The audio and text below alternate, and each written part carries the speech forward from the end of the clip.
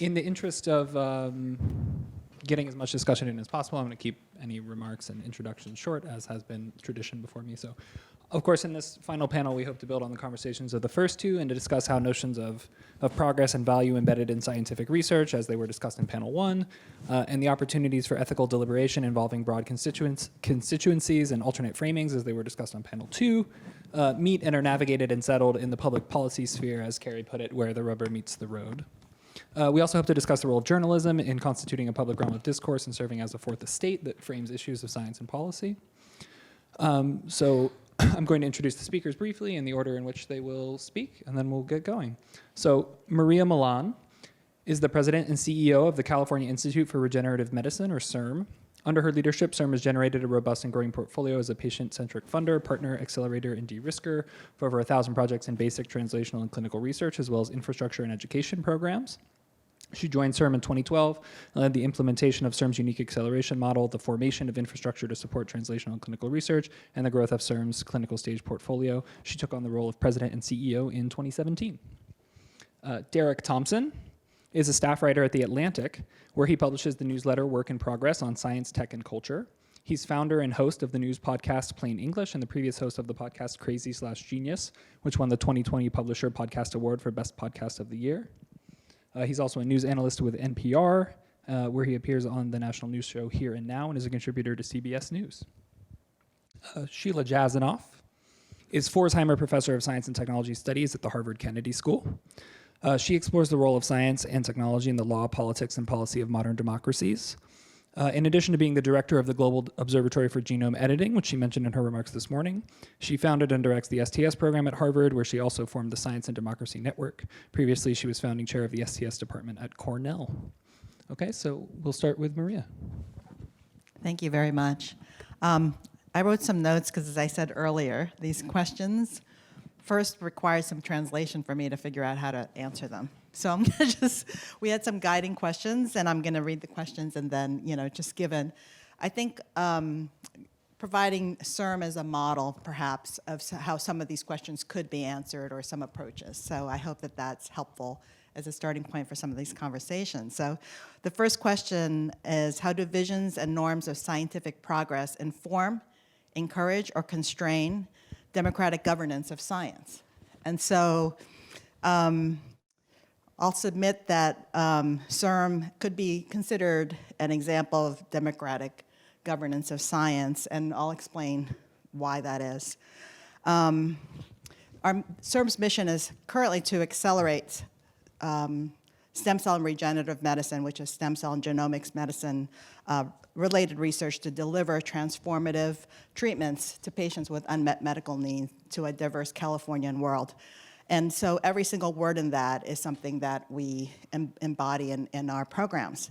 But how did CIRM first start? And so in 2004, in response to many of the issues that were discussed today regarding the history of stem cell research, the California stakeholders, some of which you heard a little bit of exchange about earlier, decided to put on the ballot an initiative. And so in 2004, a proposition called Prop 71 was a bond initiative that passed with 59% of Californians supporting the initiative. It amended the state constitution to establish the right to conduct stem cell research, including embryonic stem cell research in California, create CIRM, and authorize $3 billion to fund research. And then I'll give a little bit more of an idea of how CIRM was run since then, but through the course of that time, over 1,100 programs were funded, infrastructure was set up, thousands of students received funding to be educated in that field. It essentially built an ecosystem in that arena. And in 2020, another ballot initiative came in because Prop 71 was scheduled to sunset. Another ballot initiative was brought forward called Proposition 14, and that gave CIRM an additional $5.5 billion in funding to continue this work, and stipulated additional activities, actually, in addition to stem cell and genomics research, in the areas of the following: an earmark for neurologic research, which includes neuropsychiatric as well as neurodevelopmental and neurodegenerative disease. So again, it's a public stipulation in this authorization for that type of research. Establishment of shared research and clinical infrastructure to advance the research, and establishment of programs and funding to increase access and affordability to any therapeutics that come out of this research. And it established a specific fund by statute so that any funds that were returned to the state as a subject of the revenue sharing provisions of these grants would be put into a fund called the Patient Assistance Fund, which is to be made available in order to make the clinical trials and treatments that arise from the research accessible to those, especially those without the means to be able to access them. So, in addition to authorizing this, what was built into this proposition is an actual democratic governance structure. It established by statute a 35-member board, so Prop 14 as a 35-member board with representation from the community, patient advocates, nurses, mental health professionals, industry representatives, as well as research leaders. And a conflict of interest management plan put in place to make sure that the right people were voting on things, but there was to expand the ability for all of those parties to weigh in. And the whole function of this oversight committee is both to make sure that the agency delivers on what was said in the proposition, to set forth the scope of what's funded, the authorization of the funds for the programs themselves, and then to also ensure that the research is done in a way that's compatible with the needs. And one of the recent moves by the board is to make sure that diversity, equity, inclusion is a major part of actually review criteria and how grants are funded, as well as just embedding that in our systems. So in addition to this, systems were put in place so that CIRM can have the types of conversations with the right parties along the way to discuss its medical and ethical standards. There's a standards working group that's composed of ethicists, policymakers, patient representatives, and scientists that review many of the topics that are discussed today to determine whether CIRM policies and conduct are consistent with the conversations and take those into account as they arise. And then they inform the board in terms of if there need to be changes in policy or changes in how CIRM does things. Those are things that are brought to the board. So that's an advisory that's built into the system. In addition, there's when we fund clinical trials, there's a clinical advisory panel that not only have scientific experts, but patient advocates and patient representatives on that panel, in addition to regulatory, manufacturing, other experts. What's important about that? When the programs get funded, they meet the requirements in terms of being compliant with FDA regulatory requirements and all the medical and ethical standards, but in real time, on the ground, there's immediate feedback, and I'll give you some examples where our patient advocates may question, in the conduct of this program, are the patients truly understanding the informed consent? If there is a problem with enrollment, is there adequate outreach to the right communities? Is that being done the right way? So it's a continual learning process, and so it's really valuable. How do questions of warrant, purpose, and benefit get asked and answered? So I'll do this really quickly. So essentially, the way things are set up is that the question of purpose and benefit are built into the system. Before we launch any type of program opportunities, there's a landscape analysis, assessment, and stakeholder engagement with the public scientific community to understand how the funding could benefit the public. And that is brought to the board as a concept proposal, and that the board feels that it's compatible with the spirit of the initiative, and that does present public benefit, then it approves that, and then we can open the program announcement, and all of these are reevaluated. And the grant-making process in itself involves external reviewers outside of California, experts, including some in this room, who evaluate the grants for scientific merit. And then we also have some board members who are patient advocates on the board to evaluate it from that perspective, as well as diversity, equity, and inclusion, which is part of the scoring. So after that, that body recommends to the board their recommendation whether to fund or not fund. The board still has the opportunity to do whatever it thinks it should from a programmatic perspective based on that scientific recommendation. Most of the time, it concurs with it, but there are some times that they would say they haven't fully addressed the diversity, equity, and inclusion, and that it'll be sent back to the applicants, for instance. And then the third question is public-private partnerships. CIRM actually embraces public-private partnership. There are differences in terms of who public and private entities answer to, right? So as a public entity, we are fully in service of the public and for the public good. Private entities are serving their stakeholders. But there is definitely in a Venn diagram, a major overlap in terms of, where there are benefits to this partnership. And what we're able to make that work because CIRM keeps in the kind of, as their guiding principle, the public good and the mission.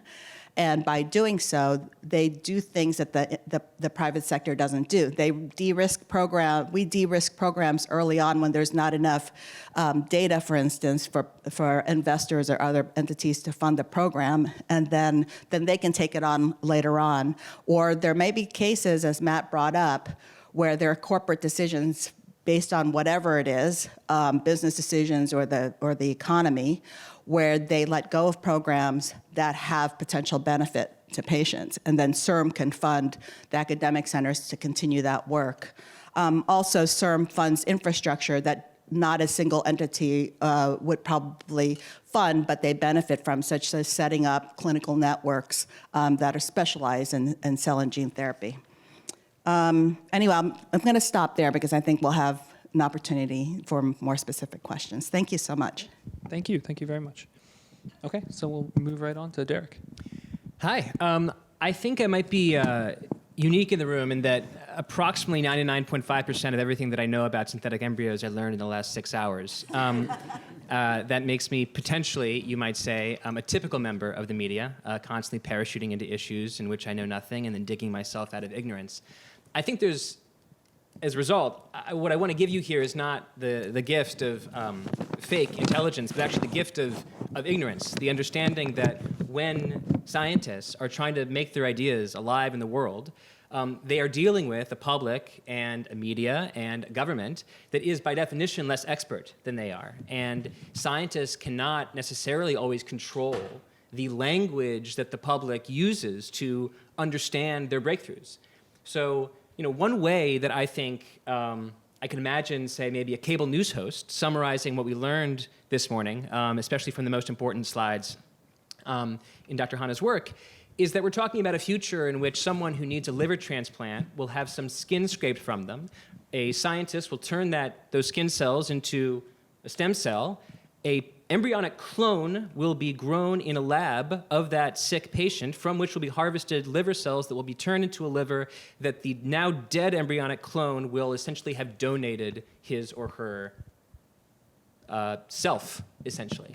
On the one hand, we're talking about magic here. On the other hand, we're kind of talking about something that, a Tucker Carlson or someone on MSNBC, CNN could call, dead clone donations.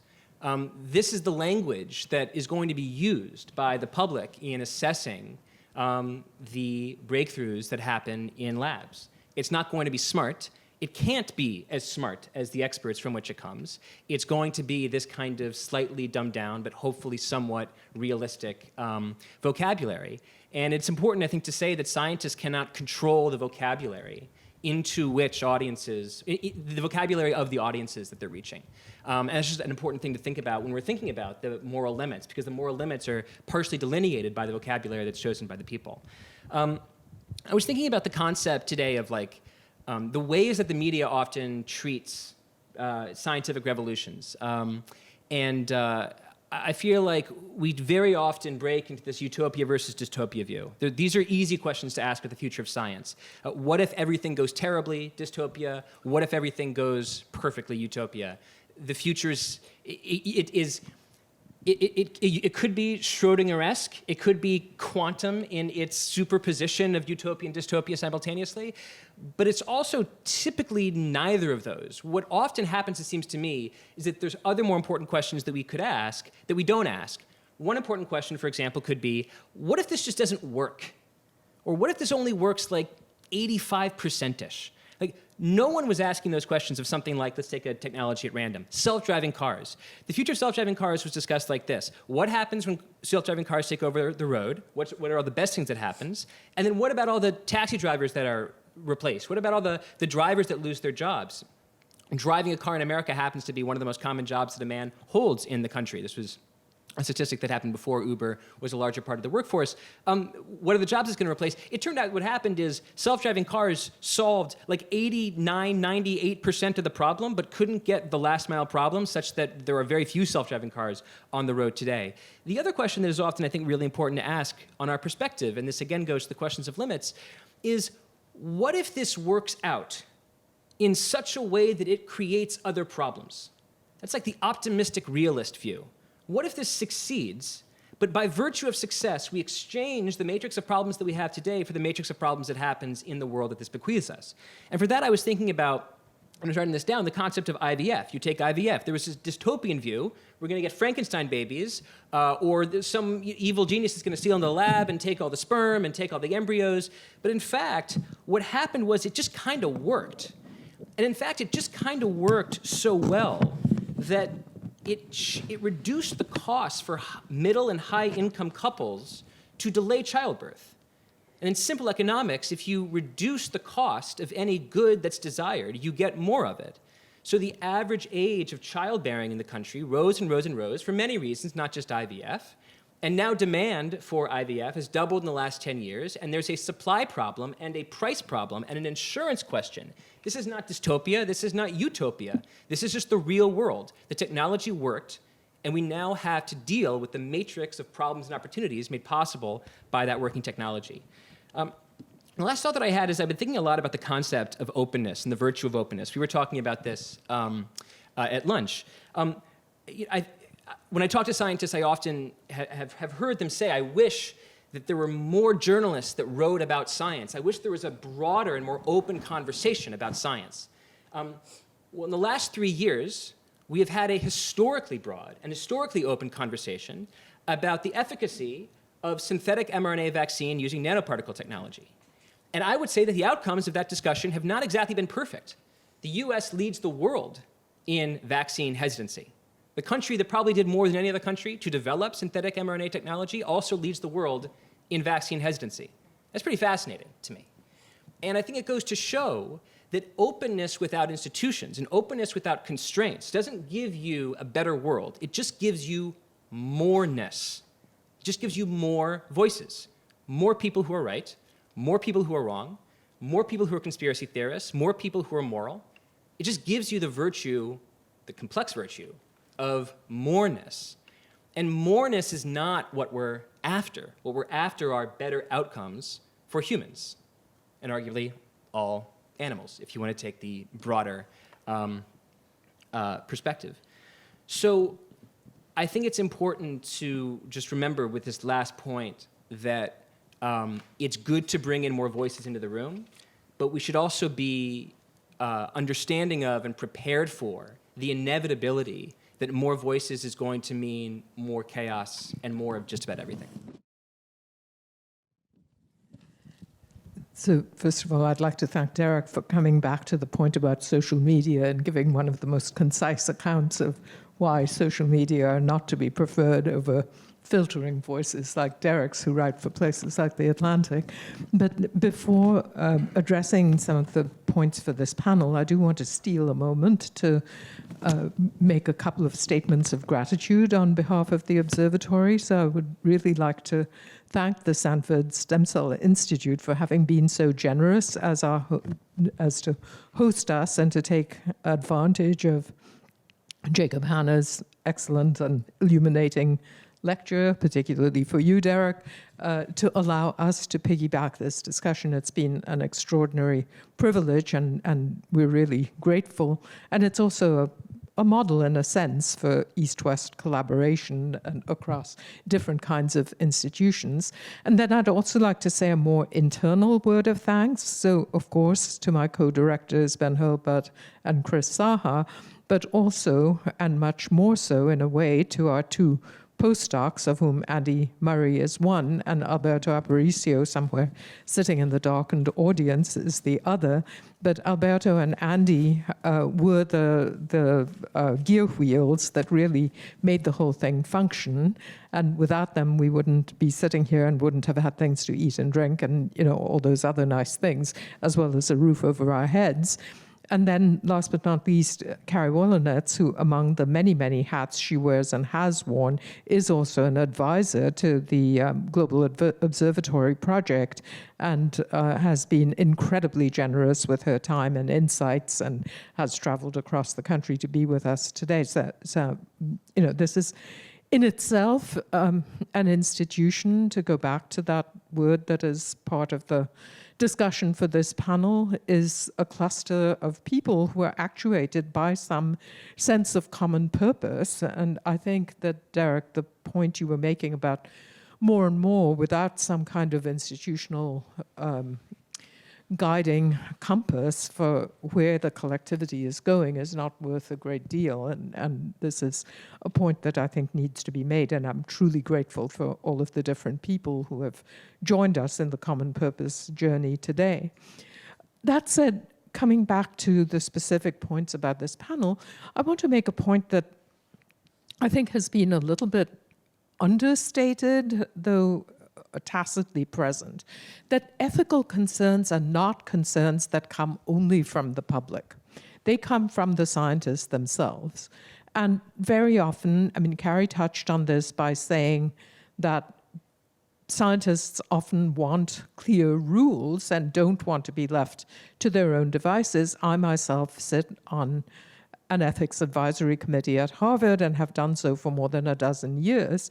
And just the kinds of issues that people bring to our committee are self-driven. They come out of the scientific community where people are really not sure whether they're pushing the envelopes and would like to be told, and not just because of the clarity of the rules. I think they genuinely want to share their own moral perturbations and want to have a kind of at least slightly more deliberated discussion with people that they feel comfortable with.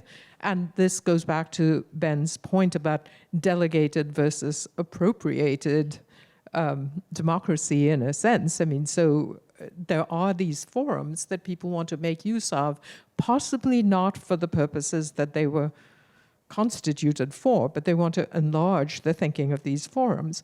So, Carrie, you talked about sunsetting the RAC and then putting a different thing in its place. So no longer recombinant DNA, but biotechnology more broadly. But this reflects a change in the capabilities of biotechnology, and what was deemed an adequate definitional starting point in 1975 is no longer deemed appropriate for the range of issues that has opened up. So our committee at one point went to the authorities of our university and said that given the kinds of concerns that are emanating from the scientists themselves, a broadening of the responsibilities of this committee might be a desirable thing, that it should not any longer be focused around ethical issues connected with stem cell research only, because things have moved on.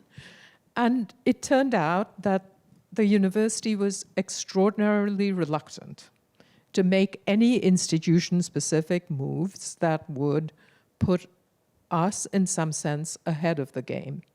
And one of the institutions that they particularly wanted to defer to was yours, the NIH, because there's a perception that if the research community is all going to be on the same platform, and not, in some sense, end up disadvantaging itself, then no university feels empowered to go someplace where the NIH has not already taken the lead in going, because it might come back to damage our scientists, because they're creating higher thresholds and higher entry barriers for the research carried on at our university. And I think that this is not a unique proposition. I think that this is a kind of thing that universities and research communities around the country feel because of the extraordinarily competitive environment. I myself do occasionally stand back and wonder, what are we competing for? I mean, is it that the first university that cracks how to become immortal is the one that, you know, is sort of seeking the Olympian prize? I mean, why is it that there is this spirit of global competitiveness such that nobody wants to put a brake on themselves? Maybe that in itself is worth a discussion under this rubric of in search of limits. I mean, why are people afraid of limits? And yet it also means, on the flip side, that something that we have discovered in the governance world long ago, namely the idea of subsidiarity, is very hard to carry out in the realm of science. So the idea of subsidiarity is that when issues cut very close to the bone, the decisions should be made also as close to the bone as possible. So in our federal system in the US, we have kept reserved for the states those decisions that are very close to individual human beings. So questions about marriage, questions about the age of driver's licenses, the questions about age of consent. I mean, you know, these things are not federalized. And in fact, we think very hard about bumping things up to the federal level. But when it comes to research ethics, it seems that that kind of nuanced approach, that word nuance has come up repeatedly in the context of today's conversations, seems less feasible to people in the research community, even though it's obvious that the strengths in research are divided in different ways across the country. So a university that is extraordinarily achieved in neurological research may not be the one where the stem cells are being cultivated and devoted. So some kind of delegation of authority down to the lowest level, the level that is most concerned with that particular area of research, might have some wisdom to it. It's certainly a principle that we've adopted elsewhere. And yet people are so terrified that if you go out on a limb, you will somehow end up de facto banning your own researchers from competing properly in the marketplace,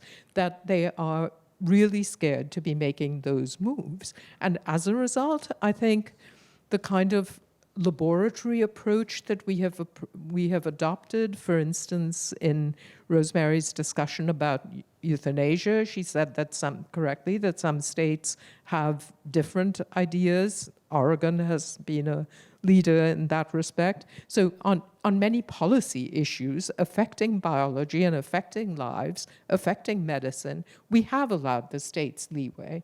So a question, I think, that is left open for us when we talk about institutional gaps and institutional capabilities is, why is it that in the research community there is this kind of stranglehold idea of competition that in a way prevents the sort of institutional innovation, the kind of thinking close to the ground of where the research is happening, that might actually feed innovative ideas up to NIH instead of everybody sitting around as though their hands are tied, unless the authority at the top creates a completely level playing field for everybody else. So I would be interested to hear, Carrie, your responses, but also, Maria, yours, because California, with sometimes the fifth and sometimes the sixth largest economy in the world or whatever, you know, is often treated as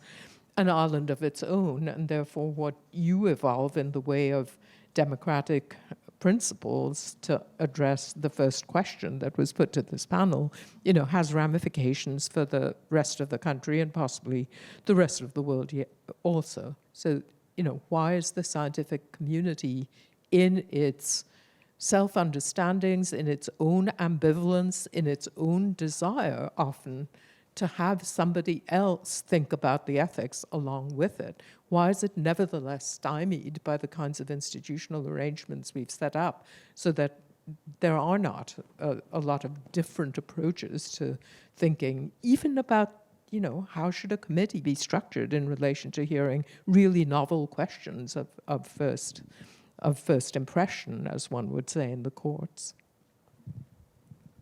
So I think because Sheila has posed questions to both of you, that seems like a quite reasonable place to start.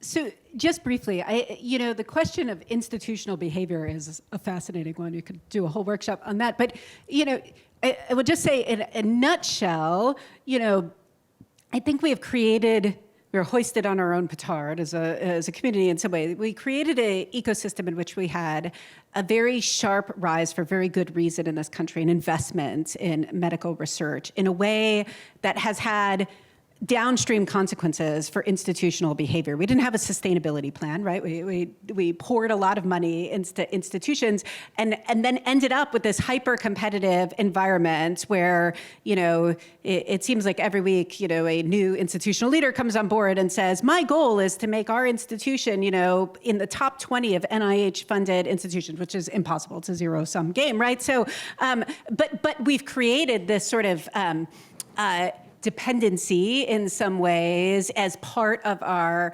government-university partnership, which drives both competitive behavior and a risk-averse behavior because everyone wants to stay competitive. They want their faculty stay competitive. I think if you talk to institutional leaders, they will bemoan, that they're stealing faculty from each other as part of this whole hyper-competitive system that we have all created collectively together. And ironically, in some ways, institutions, as I mentioned, as part of this risk-averse behavior, create additional barriers for themselves by trying to overcomply. They're so worried about making sure they're following the rules that they do are very prescriptive, while at the same time not being willing to do what you're suggesting, which is taking a proactive approach to emerging issues through sort of established mechanisms. I will say there is actually an example in which institutions we know are doing that. The dual-use research of concern policy actually is a great example of a policy that is quite prescriptive, and I should note is sort of currently under discussion again, but where institutions are actually going beyond in the same way you described with an IRB, because scientists are raising those questions and saying, well, actually, even though this doesn't fit the law of the policy, we want to go beyond that and think beyond. But that is a rare example within that space. And so now we are in it. We have built this system, and how do we get ourselves out of it is probably a much bigger discussion than we would have time for today. But this is back to my point of understanding all the motivations of the players in the system. I mean, the motivation of institutions is driven by this history and very big picture of creating this hyper-competitive environment in biomedical research, which unfortunately does have these inadvertent consequences where everyone is so busy, chasing that competitive system, they don't have time to stop and think about, some of these more horizon scanning, deeper thoughts that we probably should in an ideal world. So, yeah, I first want to understand the question a little bit more. So, if is the question, how can one motivate on the lowest level of relevant discussion, important issues in terms of where research can be enabled by proper limit setting, I think. Is that correct? Well, I guess it's a little bit more that in these very fuzzy zones where people themselves are ambivalent about what the right outcome should be, very often in matters of governance, we've said it's a good idea to allow experimentation or allow freedom or allow greater autonomy and not to have a one-size-fits-all rule. So are we ever going to know what the right age for handing out a driver's license is? We were having this discussion yesterday just within our small group about how in South Carolina, when you're 15 years and 2 weeks old, you can get a permanent license after having been a learner for exactly 2 weeks. And, you can take a checklist test in Arizona without ever having to, go and park a car, if I understood it rightly. So, in these kinds of domains, we've said it's fine. I mean, you wouldn't be able to get away with that in Massachusetts, but you can do it in Arizona, it's all right. But with regard to scientific research, we don't end up with any kind of plausible experimentation of that sort. We don't have different kinds of relationships between ethics advisory committees and the scientists. Of course, there are differences, and we could get into those, but there's an extraordinary fear of holding back the research as if it's one thing, by allowing debate in a way to get ahead of itself. I mean, so it's almost like issues aren't allowed to mature. There's a sense that you shouldn't even be bringing these kinds of questions to the table, because if you do, it'll, perturb the waters too much. The rabbit in the hat. So I was just wondering whether, because CIRM, after all, came into being as a blowback against federal policy. This was when federal policy was very uptight about anything to do with stem cell research. You created a space, and within that space, how much room do you find for institutional variation across the different California institutions? Do you find, different kinds of relationships across the different, for instance, you said in the 2020 reauthorization, there's now a wider range of endpoints and not just stem cell research. So are the ethical deliberations around those different areas being institutionalized in different ways?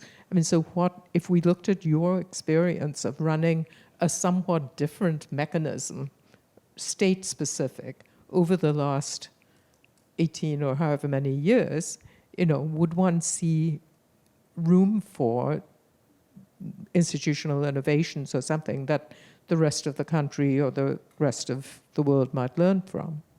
Thank you so much. So CIRM is a very different type of model, but I have to say that as part of that model, what's built in is actually to take the broader conversation into the agency. So for instance, in terms of guiding the conversations regarding mitochondrial replacement or embryo editing, et cetera, we convene a standards working group that have representation from those who have had the broader conversation, globally, internationally. And then, in the context of the types of programs we fund. And that informs our governance in terms of, the response to those considerations. So in some ways, we don't always defer to the NIH. In fact, CIRM came into being because of the restrictions and what the NIH could do with embryonic stem cell research, and there's still restrictions, right? So so CIRM was a response to those restrictions, but in carrying out the research, there's actually in the statute itself, in legislation, a medical and ethics component to it by which the agency needs to adhere. So that's by law. So that if there's any changes to that, then we would bring things forward for legislative action. And we do that in a variety of ways for things such as some of our rules surrounding intellectual property, for instance. So we could do something like that if needed. Let's say the standards working group and our board says, we have reason to believe that this is an important amendment or change we need to make in the Constitution guiding us, that would have to go through that process, and it would have to be through the legislative process, which of course, by nature is a representation of the Californians who voted for it. I hope that answered that part of the question, but there was also the kind of the real world on the ground narrative component to it, which allows us to be more of a learning environment and nimble in terms of how we discuss real situations when we are supporting the research and we're guiding our grantees. There are uniform standards in terms of what the different institutions who are funded and entities who are funded by CIRM need to abide by. They're governed by our rules and our policies, and they're embedded within the terms of the award. And we even get as granular as milestone-based performance, and there's oversight in terms of the conduct of this research. We rely on the institutional review boards and the relevant authorities, such as the FDA, on matters related to either the conduct of the clinical trial, et cetera. So I think it's more of CIRM serves as a hub to bring in all the relevant conversations and standards and regulations in the conduct of the research. So it's not an independent, even though it is a state level, it really brings in a lot of the international and national standards into how we execute on the plan. Great, thanks. So we don't have a ton of time left. I'm just going to pose a question. Whoever would like to answer it can answer it, and then we'll open things up to the floor. So I am glad that, Derek, you brought this up again, this idea of openness, because this is something I wanted to bring up again. Ben asked a question on the first panel, what is openness really? And in that panel, we saw various definitions of it. Mostly in that first panel, it was about allowing non-scientists to see the lab or to have increased access to scientific information or to understand enough to have a conversation, making scientists themselves more accessible. In the next panel, there were some different versions of openness on display. It meant opening discursive spaces in human rights discourses by creating spaces for narrative knowledge and clinical training curricula, for example, as Rosemarie was talking about. And then on this panel, I've seen a few different sort of versions of openness. One is making processes of governance open to stakeholder and practitioner participation. And another one that you talked about, Derek, is creating discursive space for these alternate stories of more complex futures that are neither utopian nor dystopian. So I was just wondering if any of you would like to reflect on how, whether public policy or journalism, but how each of these is engaged in its own norms of openness and how these forms of openness influence and perhaps delimit the roles that publics can play in science and technology governance. So what does it mean to be open to public contributions on the one hand, or open in the sense of forthright with engaged publics, and what are the limits on the forms of these forms of openness that you encounter in practice? I'll take a stab at this. So maybe I'll move the vocabulary a little bit away from openness. I think there is a really important problem that journalists have, and maybe this is an important problem that just people in general have as a species, is articulating uncertainty. There's a huge financial and professional incentive in journalism to be certain. Certainty is pretty interesting. It's very interesting to read certainty. It's very interesting to watch certainty. The most popular cable news hosts, the most popular podcast hosts, I would say, are very good at performing certainty. Science is, I tried to quote this today. What did Feynman say? Science is the belief in the wrongness of experts, something along those lines. The belief that the experts that came before you might be wrong is an incredibly powerful motivation for scientists. For me as well, honestly, as a writer, the idea that someone out there is wrong. Someone out there thinks they understand industrial policy. They think they understand the unemployment rate, but I think I can figure out something. I think I can figure out a take that will introduce a new element of truth. This incredibly complex picture. I think to a certain extent that's what a lot of scientists are trying to do themselves. They're trying to dig us out of ignorance. And it's very difficult, I think, for the media to articulately communicate uncertainty. And there's lots of uncertainty, obviously, in the presentation we have today, where this is an emerging science. A lot of the work that I've done in scientific reporting in the last 3 years has been based in the pandemic, which has just been one big cavalcade of uncertainty.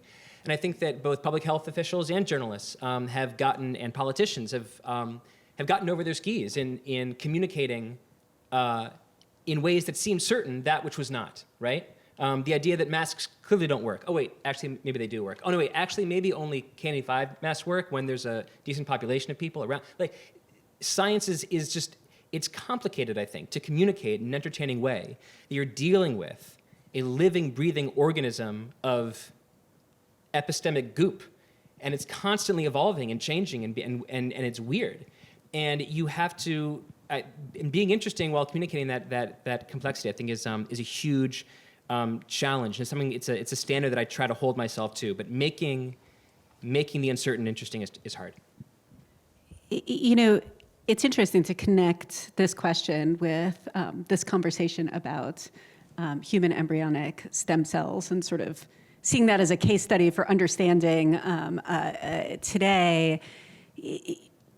You know, that is we sort of, in some ways, we're looking back in history and seeing it through kind of the retrospective lens. But as someone who lived through that time period and was actively working on embryonic stem cell policy, including the formation of CIRM and some of these other things, I mean, there's some interesting, I think, aspects that maybe we should examine in thinking about how, you know, what lessons can be learned when talking about the new age, whether that's synthetic embryos or gene editing or cell-based technologies, because, you know, I would argue human embryonic stem cells is an example where you did have this experimentation at the federal and state level, because you're right, CIRM and a number of other state level policies were in direct reaction to sort of a federal policy decision, which on one hand was a little bit of a knee-jerk reaction. On the other hand, was maybe more nuanced than we sort of in retrospect give it credit for, because it put limits and yet also allowed some work to go forward. Was it a great policy? No, for a lot of reasons, but it's not sort of the, you know, the kind of complete ban that we sort of portray it as today. It opened the door for this sort of state versus federal level experimentation. But it's also a great example on the communication front where we saw public evolution, both in terms of the actual public and media coverage and policymakers of points of view where people change their minds based on information over time, and also develop these incredibly nuanced point of views. You know, today, I think a lot of issues, you could probably predict how a policymaker or a member of the public, based on their sort of declared political intention, might feel about something. Human embryonic stem cells sort of defied that in a lot of ways, because people were able to express these nuanced views in which they might say, I am opposed to the use of embryos in research generally, or maybe I am opposed to abortion. But in this case, where you're using surplus IVF embryos that are going to be discarded anyways, I would rather see those be used for research than, you know, be discarded. I mean, people develop these incredibly nuanced views that were not necessarily predictable based on sort of their views on related topics. And so, you know, it's an interesting case study for thinking about, you know, what was it about that particular conversation, national debate, that allowed for that more nuanced conversation and this evolution in policymaking that we haven't necessarily seen in other types of these kinds of technologies? I'm not sure, even having lived through it, I could necessarily articulate all of those lessons, but it is an interesting case study. Maybe it's just in the age of social media, which was not a thing, then we are no longer able to have those, you know, sort of longer term, more nuanced conversations in public discourse. But it's worth thinking about, looking at, you know, in retrospect, what was it that worked about that? Okay, I think we can open it up to questions. We have about very few minutes remaining. But if we could run a few mics out, that'd be great. Thank you. I have a comment for Derek.